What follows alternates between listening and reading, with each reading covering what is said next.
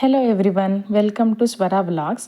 ನಾನಿವತ್ತು ಒಂದು simple and tasty ಆಗಿರೋ ಮೈಸೂರು ಶೈಲಿಯ ತೊಗರಿಕಾಳು ಉಪ್ಸಾರು ಜೊತೆಗೆ ಮುದ್ದೆ ಮಾಡ್ತಾ ಇದ್ದೀನಿ. ಇದೇನಿದು ಹಸಿಕಾಳು ಸೀಸನಲ್ಲಿ ಒಣಕಾಳು ಅಂತ ನೋಡ್ತಿದ್ದೀರಾ? ತೊಗರಿಕಾಳು ತಿನ್ಬೇಕನ್ಸ್ತಿರುತ್ತೆ, ಆದರೆ ಸಿಕ್ಕಿರಲ್ಲ. ಅಂಥ ಟೈಮಲ್ಲಿ ಈ ಥರ ಒಣಕಾಳಲ್ಲಿ ಟ್ರೈ ಮಾಡ್ಬೋದು. ಒಂದು ಪಾತ್ರೆಗೆ ಒಣಕಾಳು ಹಾಕಿ ಡ್ರೈ ರೋಸ್ಟ್ ಮಾಡಿ ವಾಶ್ ಮಾಡಿ ಕುಕ್ಕರ್ ವಿಷಲ್ ಹಾಕಬೇಕು. ಅದ್ರ ಜೊತೆಗೆ ಖಾರಕ್ಕೆ ತಕ್ಕಷ್ಟು ಹಸಿಮೆಣ್ಸಿನ್ಕಾಯಿ ಮತ್ತು 2 ಟೊಮೆಟೊ. ಅದು ಬೆಂದಾದಮೇಲೆ ಒಂದು ಜಾರ್ಗೆ ಬೇಯಿಸಿರೋಂಥ ಹಸಿರು ಮೆಣಸಿನ್ಕಾಯಿ ಜೊತೆಗೆ ನಾನು ಅಲ್ಲಿ ತೋರಿಸಿರೋಷ್ಟು ಇಂಗ್ರೀಡಿಯೆಂಟ್ಸ್ ಹಾಕಿ ಗ್ರೈಂಡ್ ಮಾಡಿ ಎತ್ತಿಟ್ಕೋಬೇಕು. ಅದನ್ನು ಸ್ವಲ್ಪ ಎತ್ತಿಟ್ಕೊಂಡಾದಮೇಲೆ ಅದೇ ಜಾರ್ಗೆ ಬೇಯಿಸಿರೋ ಟೊಮೆಟೊ ಹಾಕಿ ರುಬ್ಬಿಟ್ಕೋಬೇಕು.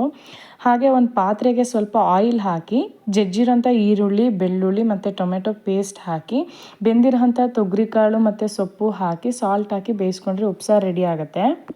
ಹಾಗೆ ಮುದ್ದೆಗೆ ಸ್ವಲ್ಪ ಬಿಸಿಯಾಗಿರೋ ನೀರಿಗೆ ರಾಗಿ ಹಿಟ್ಟು ಹಾಕಿ ಗಂಟಿಲ್ಲದೆ ತಿರುವ್ಕೋಬೇಕು. ಅದು ಕುದಿ ಬಂದಾದಮೇಲೆ ಸ್ವಲ್ಪ ಹಿಟ್ಟು ಹಾಕಿ ಒಂದು 2-3 ನಿಮಿಷ ಬೇಯಿಸ್ಕೋಬೇಕು.